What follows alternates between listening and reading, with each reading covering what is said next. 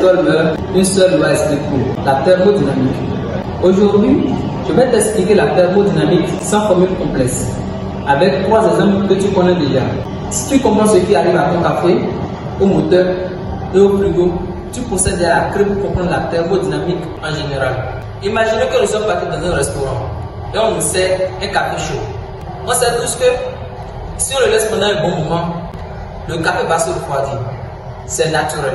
D'abord, quand le café est chaud, ça veut dire qu'il contient beaucoup d'énergie. Mais attention, cette énergie ne disparaît pas. Elle se transfère du café vers l'air autour, en général dans l'univers. Et petit à petit, le café perd de l'énergie thermique et se refroidit. Mais il y a encore quelque chose d'encore plus profond. La chaleur va du chaud vers le froid. Pourquoi? Parce que la nature évolue vers un état d'équilibre. Le chaud et le froid finissent par s'égaliser. C'est une direction naturelle. Cette direction, c'est ce qui donne un sens au temps. Prenons un moteur. Un moteur fonctionne parce qu'il exploite la différence de température entre chaud et froid. Sans différence de température, pas de moteur. Je m'explique. Imaginons un petit ballon qu'on a gonflé à l'air chaud. Il se lève, n'est-ce pas? C'est un peu comme ça fonctionne le moteur thermique. Voilà en réalité le truc. On chauffe un liquide.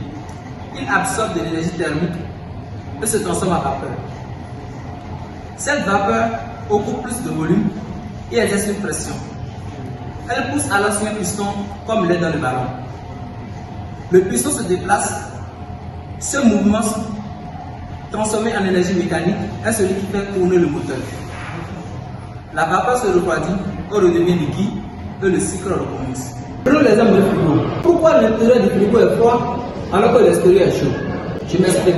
À l'intérieur du frigo, un fluide absorbe la chaleur des aliments. Vous allez me dire que mais les aliments sont froids. Comment se fait-il qu'il absorbe cette énergie? Eh bien, en réalité, les aliments contiennent de l'énergie thermique.